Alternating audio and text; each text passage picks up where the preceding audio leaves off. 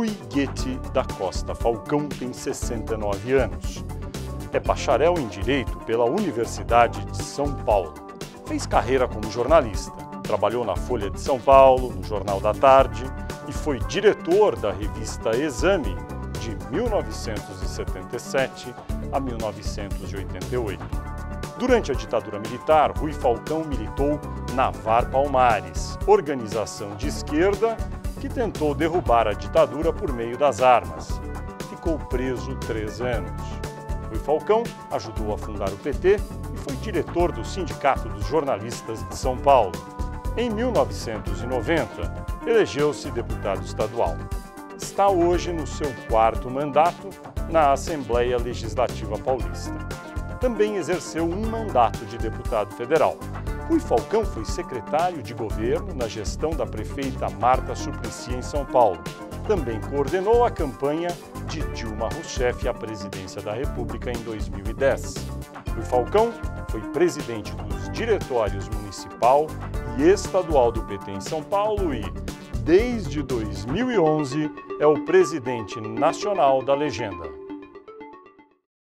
Olá, internauta, bem-vindo a mais um Poder e Política Entrevista. Este programa é uma realização do jornal Folha de São Paulo, do portal UOL, e a gravação é realizada aqui no estúdio do Grupo Folha, em Brasília.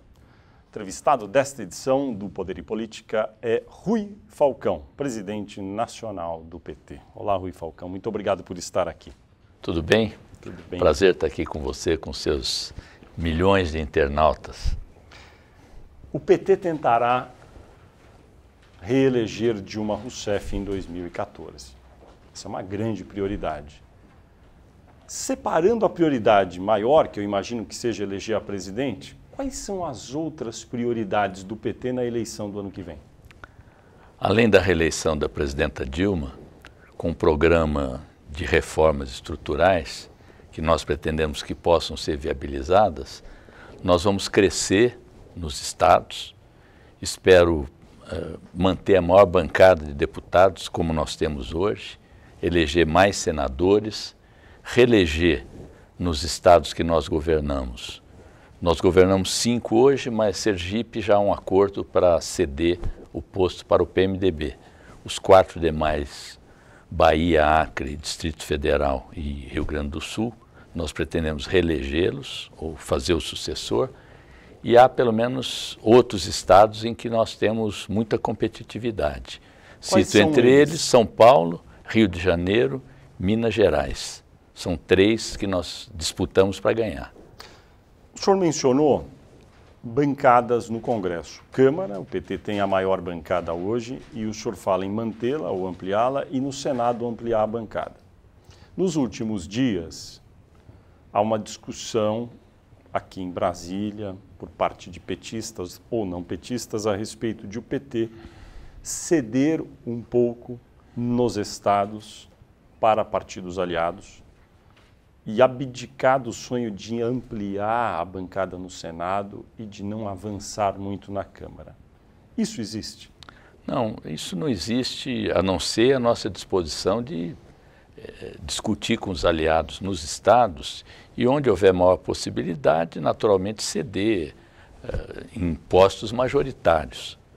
Mas essa ideia de retrair o número de senadores ou deputados, isso não existe nem da parte do PT, eu acho que de nenhum partido. Todos legitimamente querem crescer. Vou dar exemplo de... Ainda há discussão sobre isso, os nossos encontros estaduais no ano que vem vão definir. Mas da parte da direção nacional, da parte da presidência, nós temos disposição de apoiar o PMDB em vários estados. Eu cito, por exemplo, o estado do Pará, cito o estado do Amazonas, cito o estado do Rio Grande do Norte, entre outros, em que o PMDB, tendo uma candidatura dialogada conosco, não tem nenhum problema em apoiar o PMDB.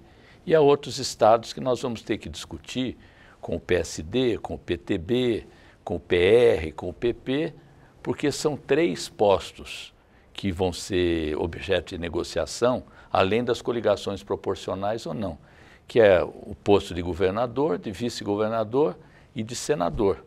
Tudo isso vai estar no mapa das negociações com os nossos aliados. Mas a disposição do PT, o senhor diz, é manter a bancada de deputados como a maior ou ampliá-la e ampliar a de senadores, é isso? Exatamente. Há uma meta? Não, eu não gosto de falar em metas numéricas, a não ser nessa generalidade que eu te disse, porque se você fixa um número e o número tem um a menos, há sempre aquela avaliação de que você não cumpriu a meta. Se você excede, ninguém festeja. Uhum. Mas o número, eu imagino que o piso é a bancada atual. Isso. Piso é a bancada atual e ampliá-la, no caso da Câmara e no caso de senadores, exatamente. Idem. Mas não há nem pelo menos uma faixa onde o senhor acredita que o PT possa chegar? É difícil fazer essa avaliação antes de você ver o quadro geral das alianças também, né? E também nos estados onde você encabeça a chapa, a tendência é sempre fazer mais deputados. Onde você cede o posto de governador, a tendência é a bancada não crescer tanto. Há muitos anos no Brasil, nenhum partido consegue eleger mais de 100 deputados federais. O senhor imagina que em 2014 esse quadro se repita, dada a fragmentação partidária? Eu acho que o problema maior não é a fragmentação.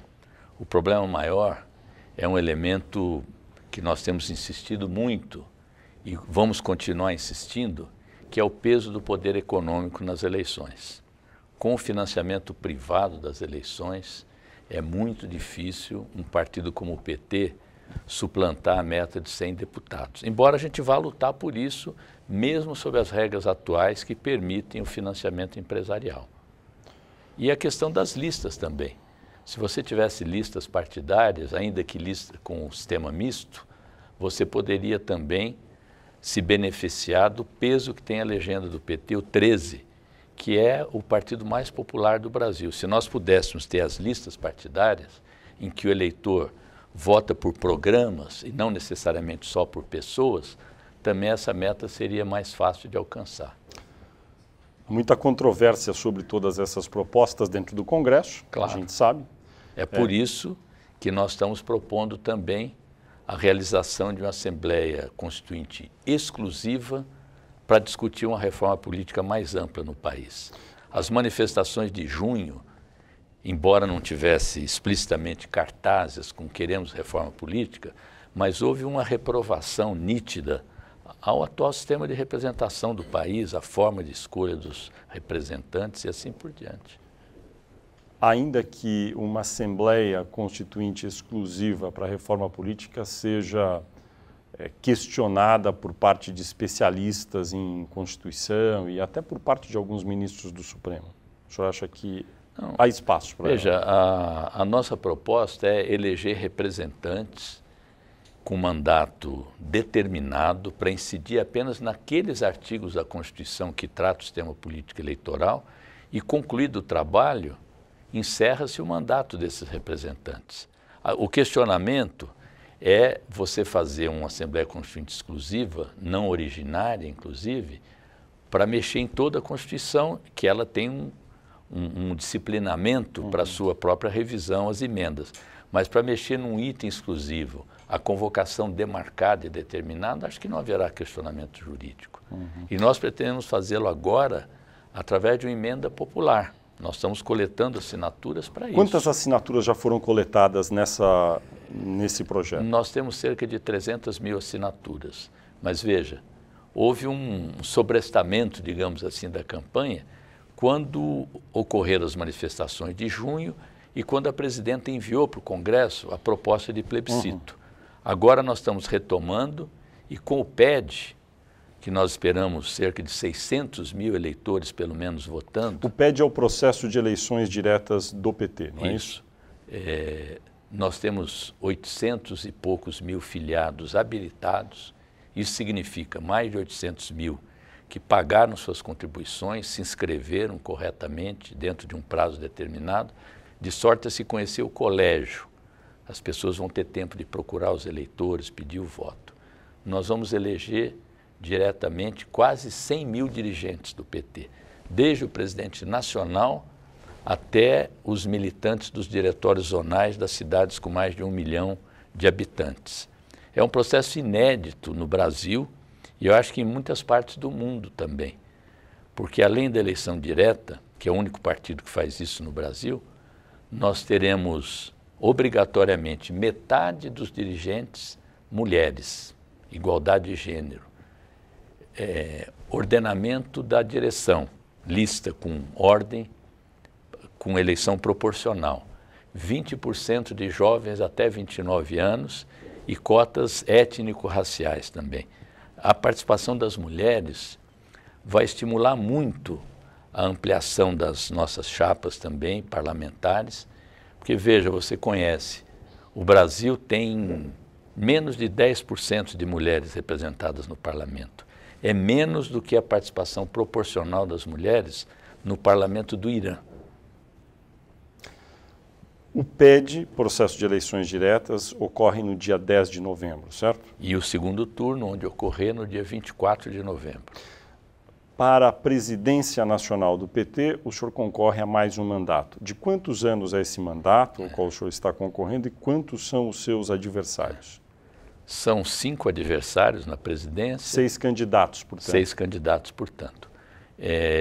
Eu, na verdade, estou cumprindo o mandato, concluindo o mandato do presidente Zé Eduardo Dutra, Sim. que após ser eleito no PED, renunciou por motivos de saúde. No nosso 4º Congresso Extraordinário, que foi feita uma reforma do Estatuto, o mandato de presidente foi ampliado de 3 para 4 anos. Portanto, caso eu seja eleito no dia 10 ou no dia 24, eu terei direito a 4 anos de mandato. Recentemente, o ex-presidente Luiz Inácio Lula da Silva deu uma entrevista ao jornal espanhol El País com algumas críticas ao partido, disse que os petistas valorizam muito ou excessivamente os cargos públicos. O senhor é presidente do PT. Lula acertou nessa crítica? Eu já tinha, em várias ocasiões, dito que era preciso haver, aliás, no meu manifesto de lançamento pela unidade do PT, que é um manifesto com que eu me apresento, eu digo lá que é preciso ter mais presença na base, mais presença junto aos movimentos sociais e menos apego aos cargos públicos, menos afeição ao aparelho estatal. Isso não há nenhuma discriminação à participação institucional, nem aos nossos parlamentares que representam muito bem o PT. Mas o que nós introduzimos também nessa reforma do Estatuto? A partir de agora, nenhum parlamentar do PT pode ficar mais que 3 mandatos consecutivos no mesmo nível. Isso já é uma medida partidária. No mesmo nível? Qual nível? Como assim? Não, se você é deputado federal, cumpriu 3 mandatos, ou você vai ser candidato a senador, ou deputado estadual, prefeito, ou vereador, ou você... Mas zerou agora, é a partir de agora, não é? A partir da mudança do estatuto. Não é retroativo, quem já está há 4 mandatos não vai. Não. A lei, nesse caso, claro, não é retroativa. Não é retroativa. Eu acho que é uma medida salutar. Eu, pessoalmente, defendi que fossem 2 mandatos consecutivos, mas a maioria preferiu 3. E agora, é o que vigora. Eu tenho a impressão que o ex-presidente Lula se referiu a cargos públicos nas máquinas de Estado que o PT comanda. Cargos em prefeituras, em governos estaduais e no governo federal. Isso ocorre também por quê?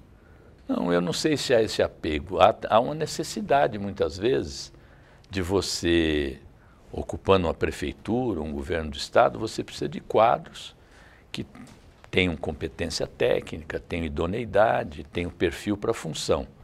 Nós, aliás, estamos agora, acho que a informação é importante para você, através da Fundação Perseu Abramo, que é a fundação do Partido dos Trabalhadores, fazendo cursos presenciais e à distância também, para a formação de gestores públicos. E há cerca de 2 meses, em convênio com a Escola de Sociologia e Política de São Paulo, abrimos um curso para doutores em gestão de políticas públicas. Na primeira inscrição, 300 militantes do PT se inscreveram. São 4 grandes aulas presenciais e o resto, formação à distância. Um dos seus adversários na disputa aí pela presidência do PT, eu li no jornal Valor nesta semana, o deputado federal Paulo Teixeira, do PT de São Paulo, que concorre também aí à presidência do partido, diz que a sua candidatura, que representa, vamos dizer, o campo majoritário, aí, o senhor é favorito para vencer a reeleição, não é? Não contempla a agenda de renovação defendida por Lula no PT. Como o senhor responde a isso? A opinião dele faz parte da disputa para buscar votos no partido. O PT decidiu antecipar um pouco o congresso que faz tradicionalmente no mês de fevereiro para o mês de dezembro? É isso mesmo? Por quê? Não, primeiro, nós queremos, por ocasião do congresso, que vai ser de 12 a 16 de dezembro próximo, já está marcada a data. Nós queremos fazer a posse, a apresentação de todos os 27 presidentes de diretório estadual, junto com a posse do próximo presidente do Diretório Nacional.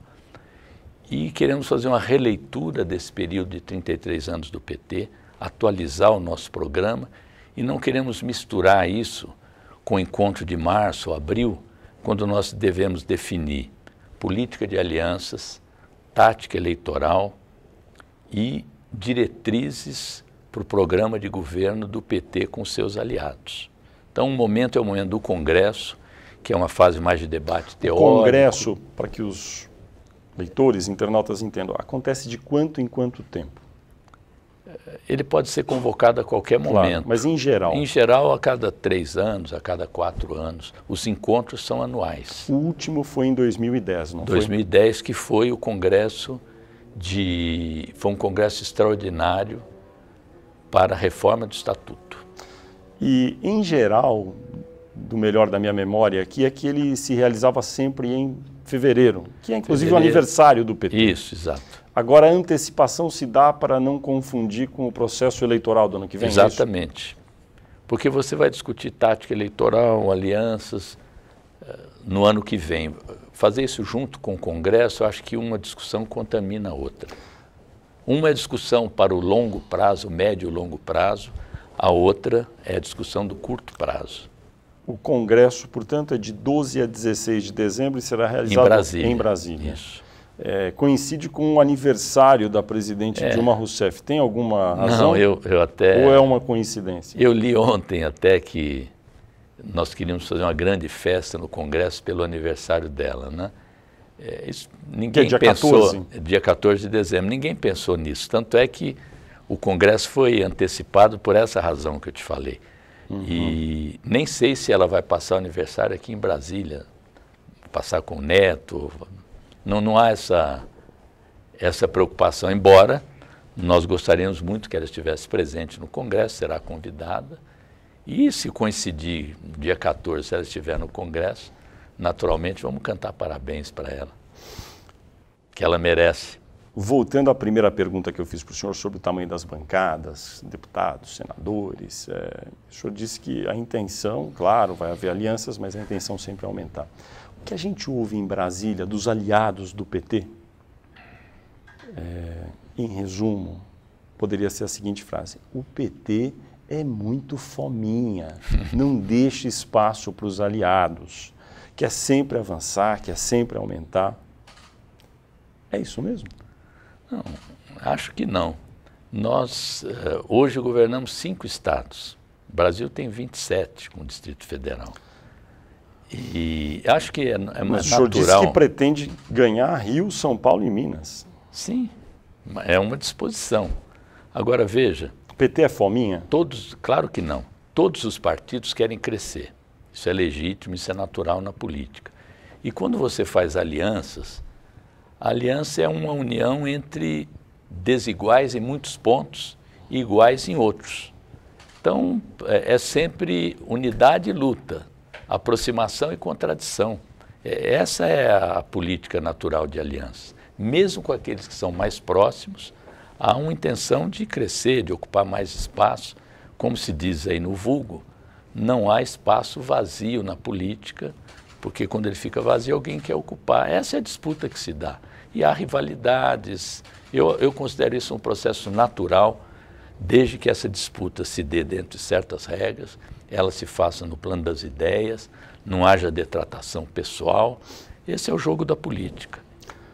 Quem são, na sua opinião, os candidatos principais competitivos que devem se apresentar para a corrida presidencial de 2014?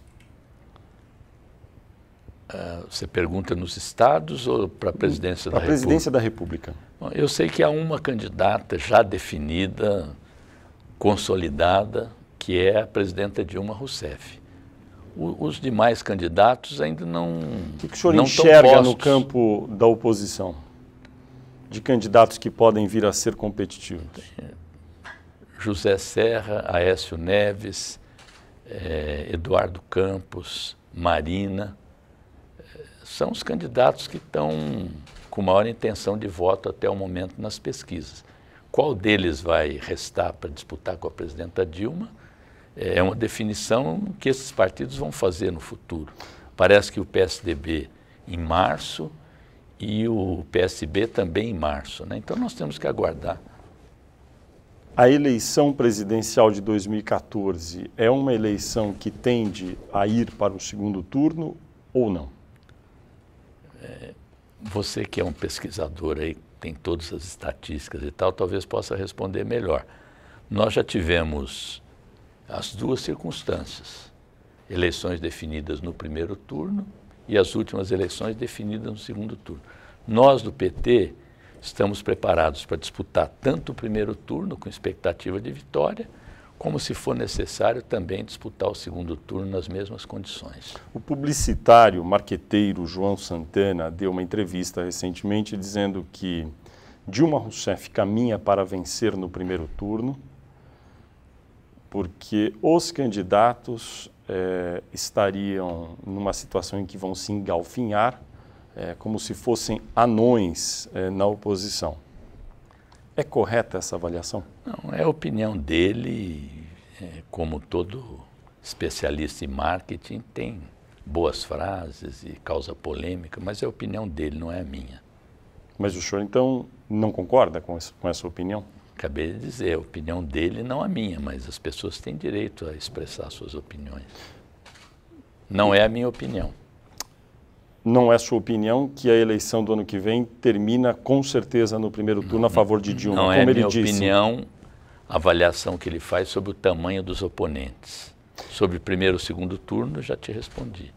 Não, sobre o primeiro e segundo turno, o que ele diz é que ela deve terminar no primeiro turno. Isso, eu digo que não sei fazer essa previsão, que a nossa organização e o nosso trabalho estratégico é para nos prepararmos para o jogo que está aí. Ou um turno ou 2 turnos. Ajuda quando o marqueteiro produz declarações como essas que eu acabei de citar a respeito dos anões na oposição? Se você pauta a tua estratégia por essa opinião, não ajuda. Se você avalia do ponto de vista da repercussão de ter o nosso círculo, a nossa candidatura sendo debatida, é positivo. Você ocupa espaço.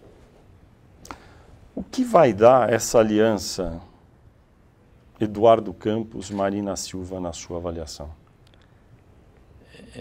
É cedo para avaliar, mas pelo que eu leio nos jornais, pelo que eu vejo nas várias entrevistas, há contradições que precisam ser sanadas. Por exemplo, a avaliação que a ex-senadora fez de que o governador Eduardo Campos era da velha política e recebeu uma injeção de novidade com a adesão da rede ao PSB. Também a avaliação que eu vi, uma frase dela dizendo que é melhor perder ganhando do que ganhar perdendo.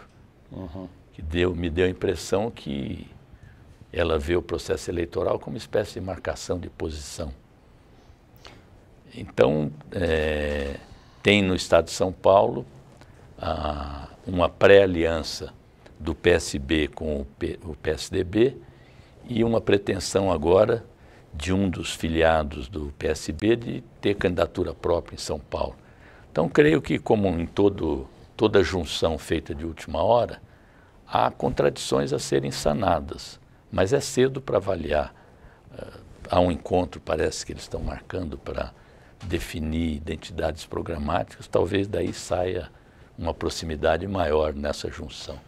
O que o PT poderia ter feito para evitar o desgarramento do PSB da aliança no plano nacional? Então, veja, eu encaro como legítima a postulação do governador Eduardo Campos. Ele participou, apoiou o presidente Lula, apoiou a presidenta Dilma, o PSB integrou os nossos governos em posições-chave, contribuiu para muito do que nós realizamos e também foi beneficiado por isso, cresceu graças a essa aliança também, nos estados, inclusive, nas suas bancadas. E chegou um momento que ele deve ter avaliado que era importante correr em raia própria. E essa é a decisão que ele tomou. Nós não fizemos nenhum movimento para evitar que ele seguisse esse caminho, mas também não impedimos a tomar essa decisão. Mas poderia ter feito, não digo de maneira autoritária, mas na política, haver uma negociação com um aliado tão antigo e tentar encontrar um caminho que fosse bom para ambos? Mas ele não fez essa postulação. Eu acho que seria, embora sem qualquer intenção de cooptação ou de autoritarismo, na medida em que ele já vinha esboçando esse caminho. Dizia que tomariam a decisão final em março do ano que vem. Eu acho que seria muita pretensão nossa querer impedir que ele seguisse o caminho que pretende seguir. A posição dele, por exemplo, como candidato a vice-presidente da República, seria uma hipótese que poderia ter sido pensada antes?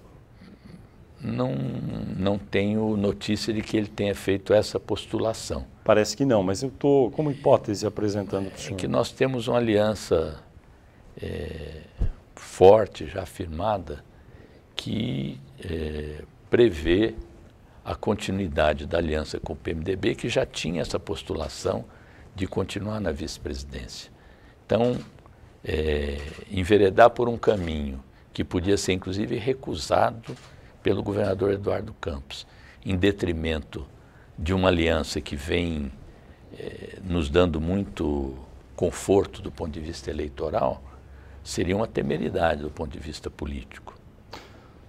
Tudo indica a ser mantido o cenário de hoje, que teremos a presidente Dilma Rousseff candidata, um candidato do PSDB, que no momento tende a ser Aécio Neves, no momento, e um candidato do PSB, que tende a ser Eduardo Campos. A ser reproduzido esse cenário até o ano que vem, o senhor imagina que qual dos dois adversários esteja mais habilitado para chegar ao segundo turno, se houver segundo turno? Pelas pesquisas, caso o candidato seja o senador Aécio Neves, pela pesquisa é ele. Além disso, é difícil prever. Uma vez o senhor contou que ouviu do ex-prefeito Gilberto Kassab que numa eventual eleição presidencial, em que ficassem como concorrentes finais Dilma Rousseff e Aécio Neves, José Serra preferiria ficar com Dilma. O senhor acha que isso prevalece ainda? Eu acredito que sim. Eu queria, viu, Luiz, você pediu para citar candidatos competitivos. Eu deixei de citar dois. Quem são eles? Que são muito importantes e seguramente estão na mesma faixa dos anteriores que eu citei. São dois senadores. Um é o senador Wellington, do Piauí, que já foi governador do estado e é o favorito hoje nas pesquisas. E outro é o senador Delcídio Amaral, do Mato Grosso do Sul, igualmente favorito. Eu já vou entrar nos estados, daí vamos fazer uma bateção aí de nomes.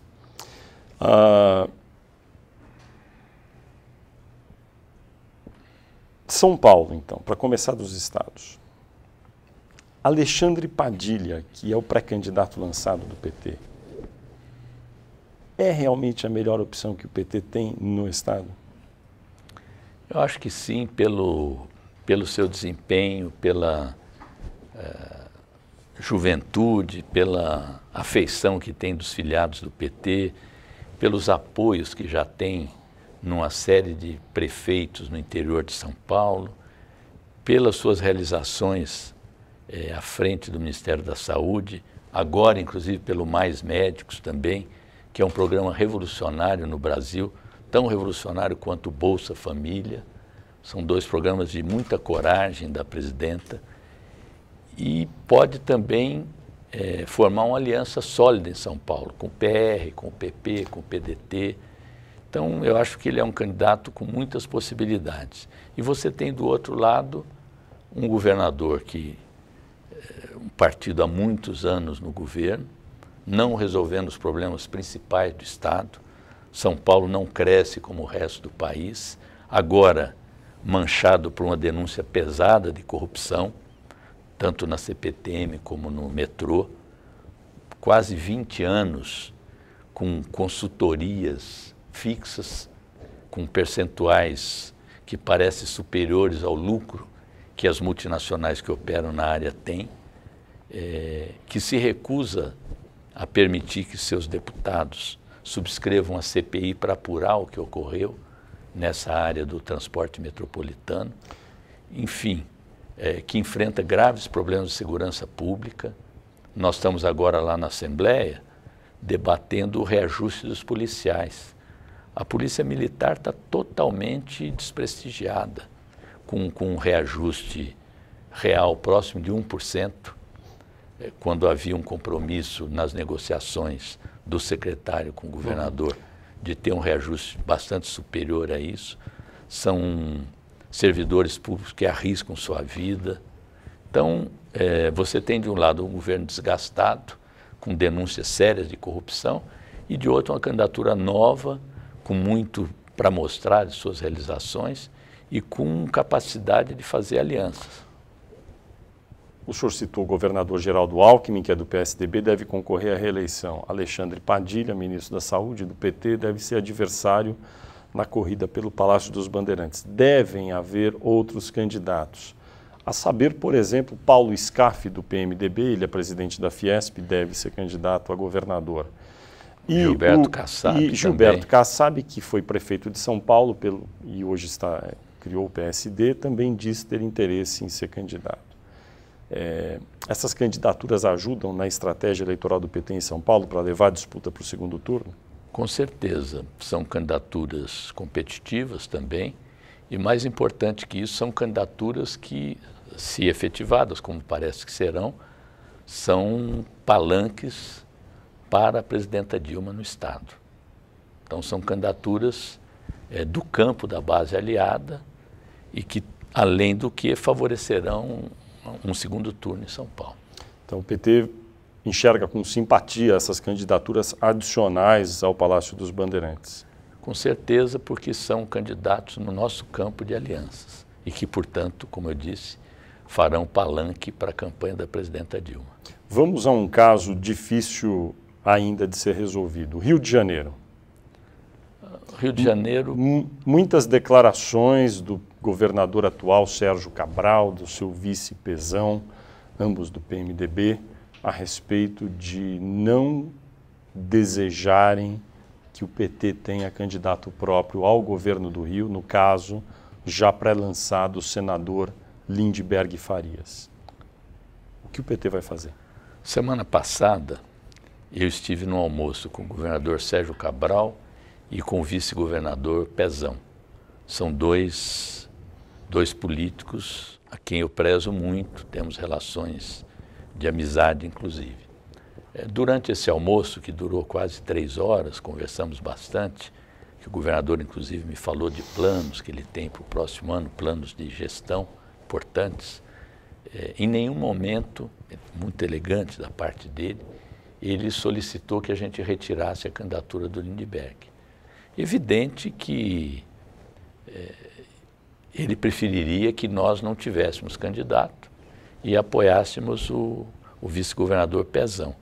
Mas ficou claro nessa conversa também que nós vamos manter a candidatura do senador Lindbergh e que, isso também foi parte da nossa conversa, e que a nossa saída do governo, que deverá ocorrer proximamente, não se deve a nenhuma divergência com relação aos programas de governo do Sérgio Cabral. Nós vamos sair do governo por uma questão de ordem ética. Não é correto nós pretendermos disputar o governo do Estado com uma candidatura que não é a dele e permanecermos no governo ocupando secretarias. Mas não vamos pedir CPI na Assembleia, não vamos fazer oposição, vamos votar todos os projetos que sejam de interesse da população, mas simplesmente achamos que precisamos dar liberdade para ele reorganizar o governo. Por que então, depois desse almoço que foi amplamente noticiado do senhor com o governador do Rio, Sérgio Cabral, foram dadas tantas declarações posteriores por parte deles, do PMDB do Rio, a respeito de ainda esperarem que o PT retire a candidatura de Lindbergh? Sim, mas é aquilo que eu te falei. Eles não me pediram, mas há um desejo natural que isso possa ocorrer. Da nossa parte, o que eu tenho a dizer é que nós vamos manter a candidatura do senador Lindbergh, nós vamos ter um encontro estadual ano que vem, esse encontro tem poderes para manter ou mudar, mas a tendência é manter a candidatura.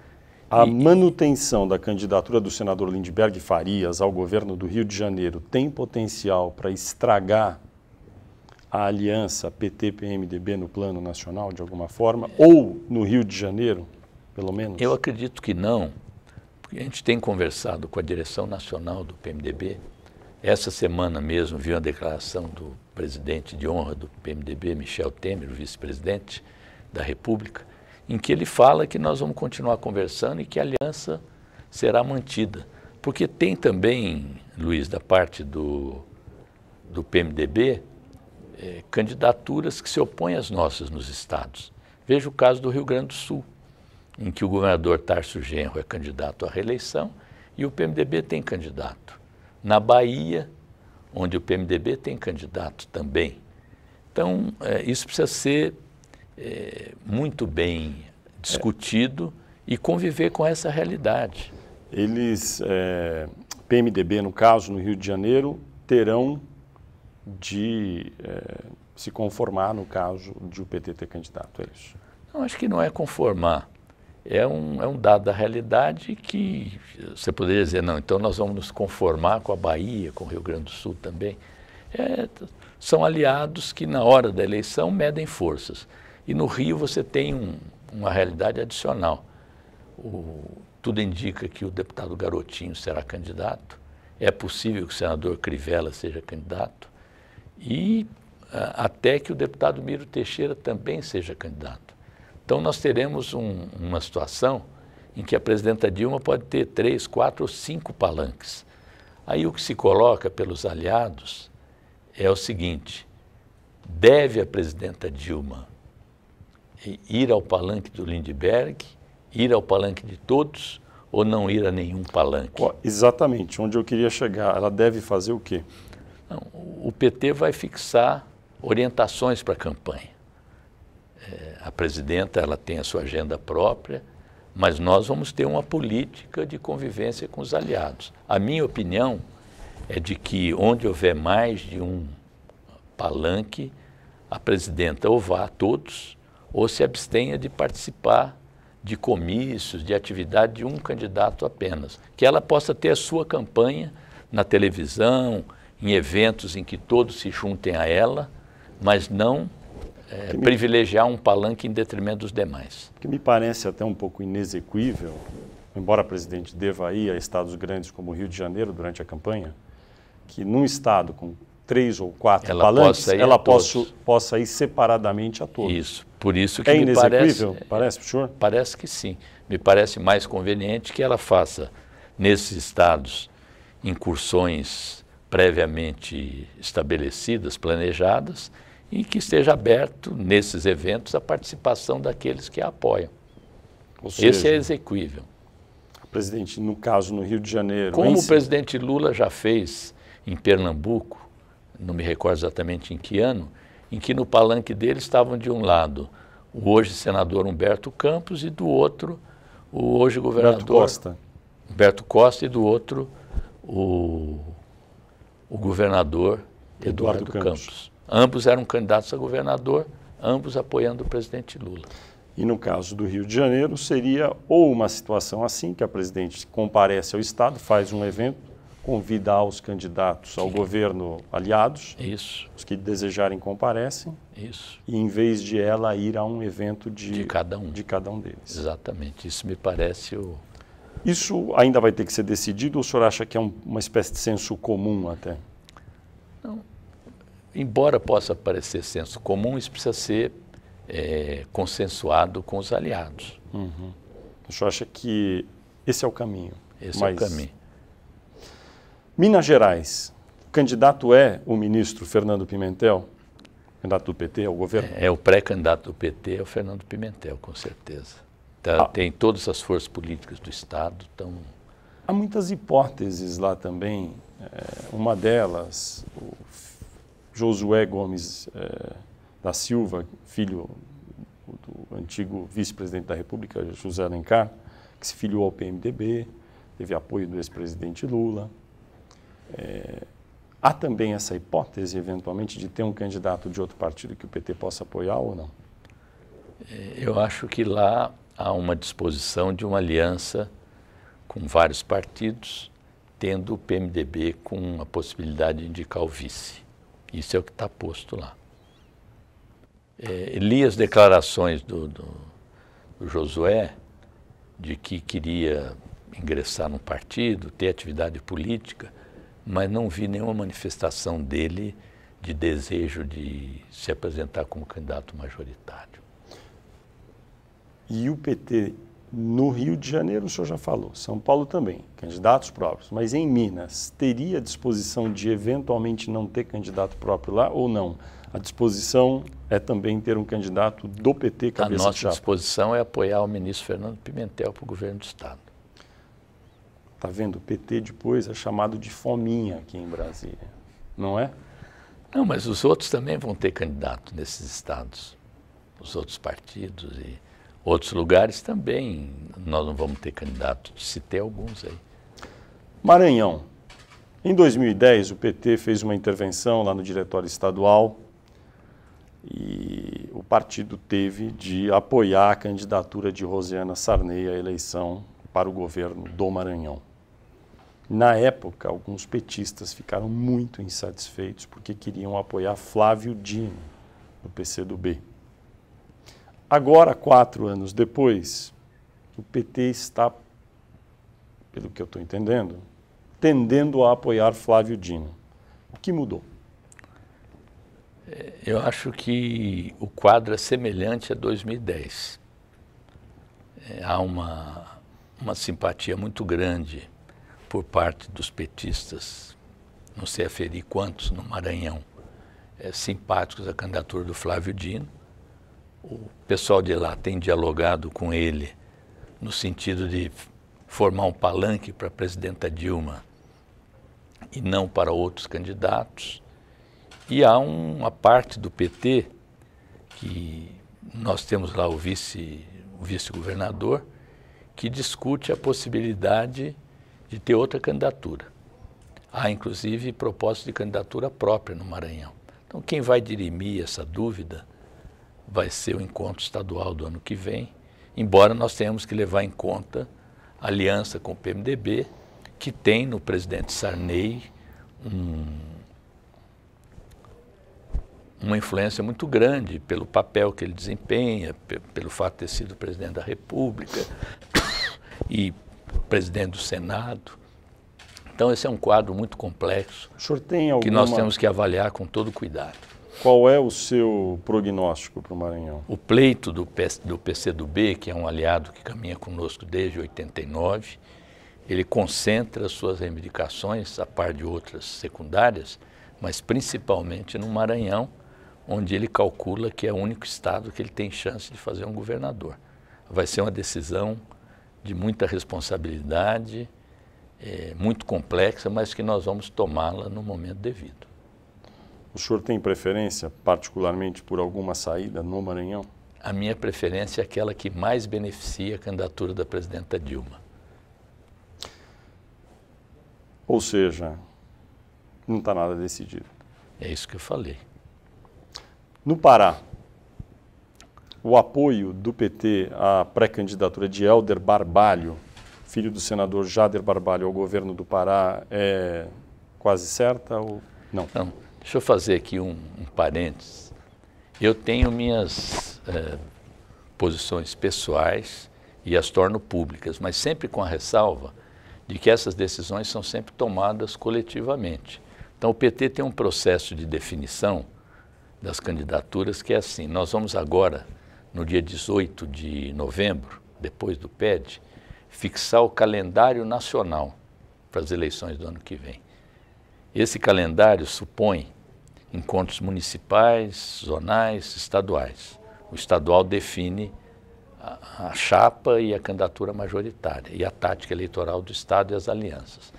Então, o primeiro passo é o seguinte: algum setor, algum número de filiados defende nesse Estado o apoio à candidatura de outro partido, sim ou não?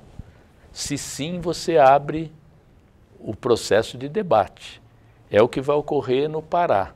Tem um grupo que eu acredito seja majoritário hoje, que é a minha posição também, que defende aliança com o PMDB em torno da candidatura do Helder Barbalho. Há um outro grupo que defende a candidatura própria. Isso vai ter que ser aferido no encontro estadual. Então, a minha posição é de tender para essa aliança com o Helder Barbalho, até para que a gente não passe essa impressão que você aludiu de que o PT seja um partido fominha. Por que Helder Barbalho? Porque ele se compromete a fazer um programa de mudanças no Pará em conjunto com o PT, porque tem viabilidade eleitoral, porque integra um partido que é o nosso aliado principal e também porque na composição da aliança favorece a indicação de um companheiro nosso para o Senado Federal. Então, por essas razões, eu sou favorável à aliança com o PMDB. No Rio Grande do Norte, a mesma coisa, apoio ao PMDB é a tendência?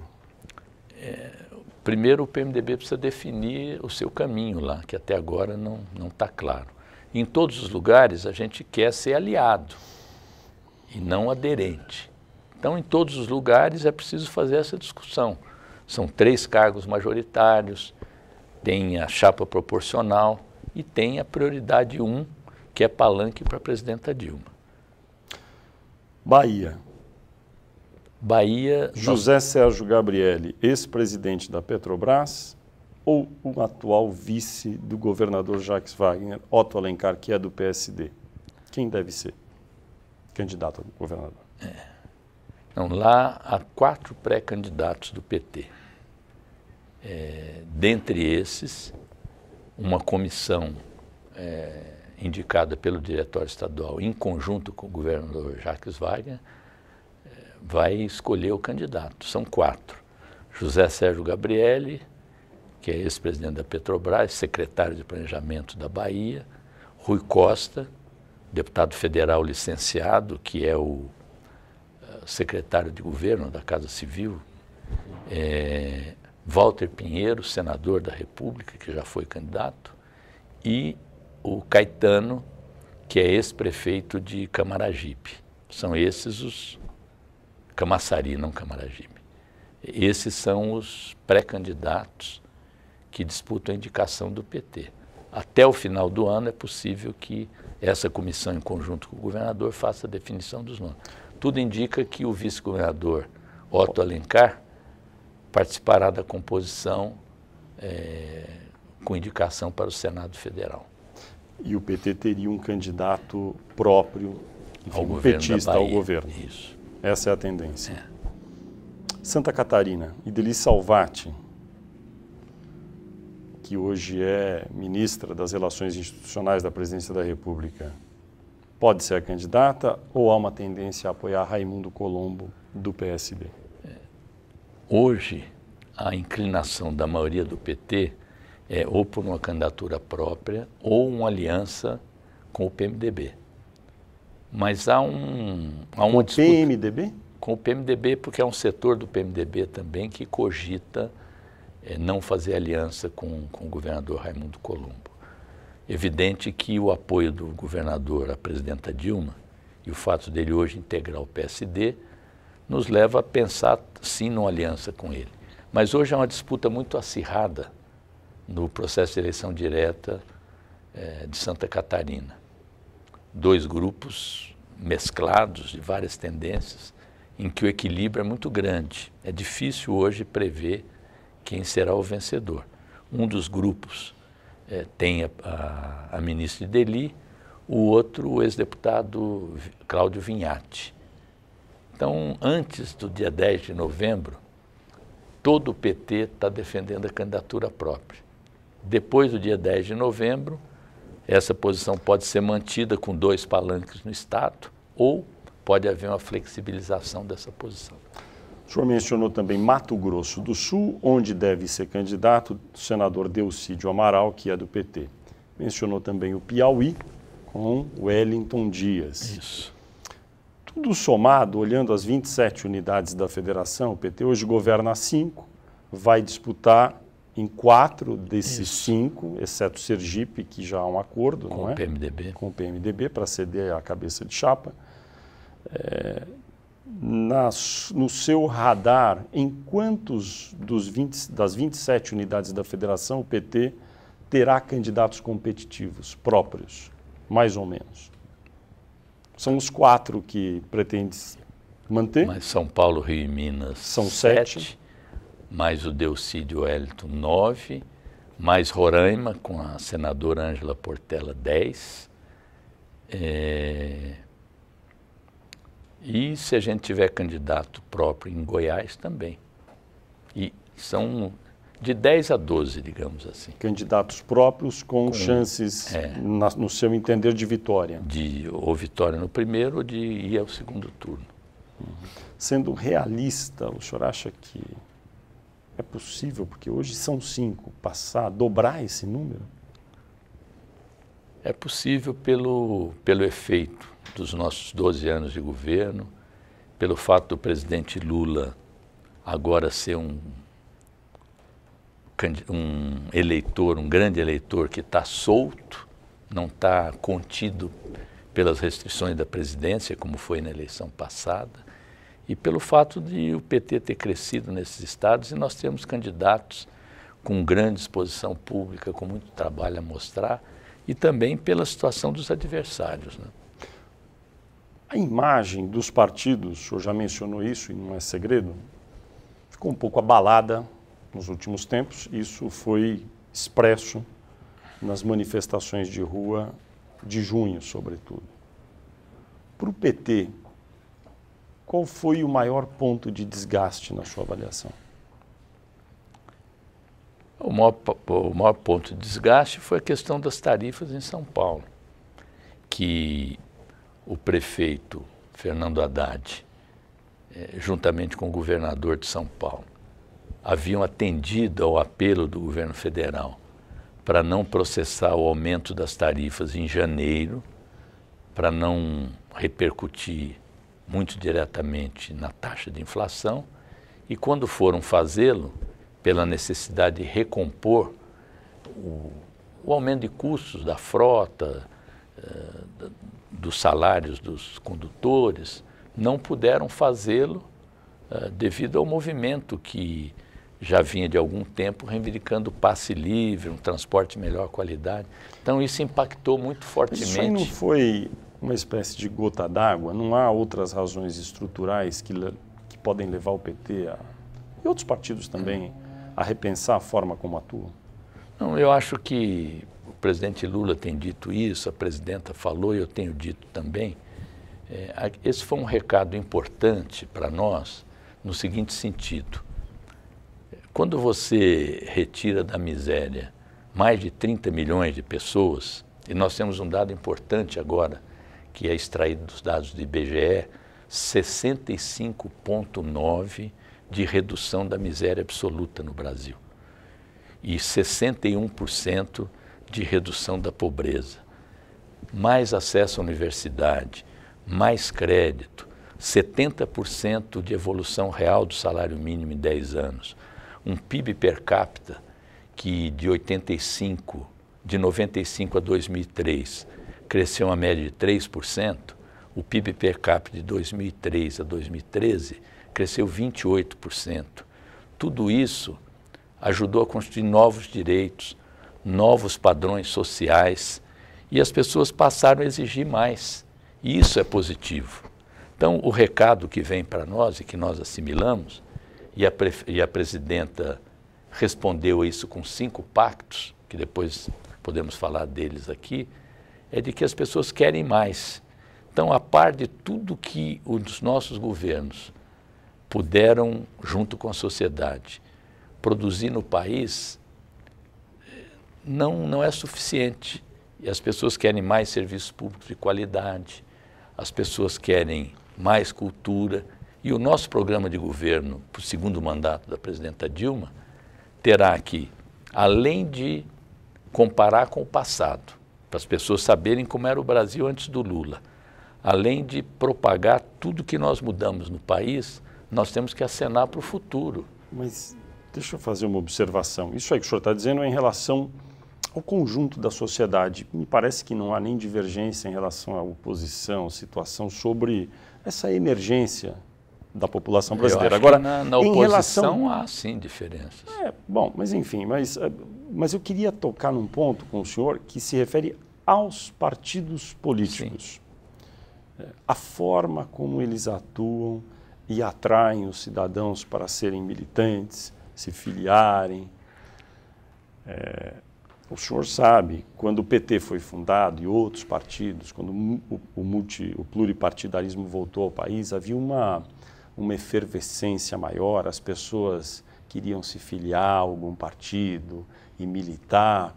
E esse tipo de trabalho hoje é muito mais raro, encontrar aquele militante disposto voluntariamente a trabalhar, doar umas horas da sua vida para um partido político. Por quê?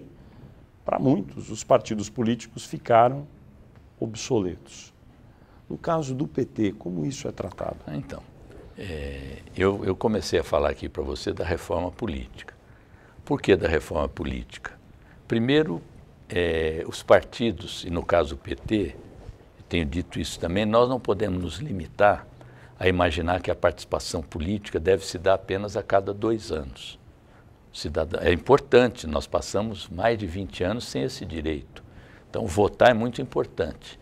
Mas a atividade política, ela significa basicamente participação, consulta, participação, audiência. Então, você tem 3 instrumentos na Constituição Federal que estão praticamente letra morta, que é a Iniciativa Popular Legislativa, os referendos e os plebiscitos. São práticas correntes em outros países. Os Estados Unidos realiza plebiscito a cada eleição. E aqui, a Iniciativa Popular Legislativa, você precisa de 1.400.000 assinaturas para propor um projeto de lei. Agora o Senado, até por força das manifestações, reduziu a metade dessa exigência. E por uma emenda de um deputado, de um senador nosso, permite que a consulta e a proposição de leis possa ser feita também pela internet. Eu, aliás, tenho um projeto de lei nesse sentido lá em São Paulo também. Nós temos que usar os instrumentos modernos de comunicação para estimular a participação também. A outra coisa, o mecanismo das listas pode também trazer mais gente para a política. A participação feminina. Então, o PT está saindo na frente há muito tempo, apesar de todas as ressalvas que a gente possa fazer, apesar das críticas do presidente Lula, apesar dos sinais de burocratização que a gente detecta numa organização que já tem 33 anos e que é preciso desbastar esses sinais de acomodação, de burocratização, e eu tenho procurado fazer isso quando visito todos os estados, quando inverti esse mecanismo da base correr para a direção, é a direção que vai rumo à base, é preciso mudar o sistema político do país, o sistema de representação, as formas de escolha dos candidatos, o acúmulo excessivo de mandatos, como algum desses exemplos que eu te dei. E o nosso Congresso também vai ser um momento de refazer o programa, de dialogar mais com os jovens, de acenar para as utopias, que são aquelas que movem também, principalmente os jovens, e que nós deixamos temporariamente de lado a ideia do socialismo democrático, cujo debate precisa ser reavivado. Enfim, são mudanças que a gente pretende fazer no PT para que haja maior participação, embora o PT seja o partido que tem a capacidade de atrair as pessoas, de ter práticas diferentes na política. No campo das mudanças da legislação política eleitoral, qual é a sua posição, ou a do PT, sobre uma cláusula de desempenho para os partidos políticos e o fim das coligações em eleições proporcionais? A favor.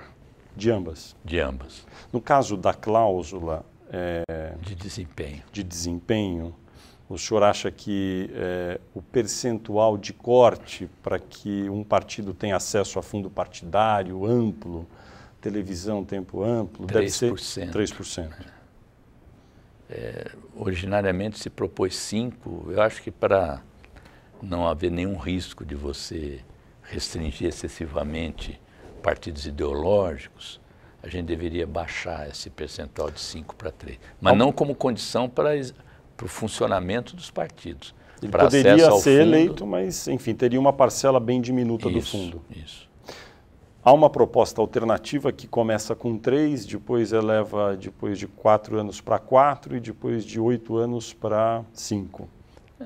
Isso tudo precisa ser, como isso tem que ser votado no Congresso Nacional, no quadro atual, isso precisa ser objeto de discussão entre o conjunto dos partidos, né? Quando você entra muito eu digo, eu sou a favor no princípio, cláusula de desempenho e o percentual, o prazo, isso tem que ser discutido no Congresso. Deputado estadual Rui Falcão, do PT de São Paulo, presidente nacional do PT, muito obrigado por sua entrevista à Folha e ao UOL. Eu é que agradeço a oportunidade e continuo sempre à disposição, dentro do princípio de ampliar a democratização na comunicação. Muito bem.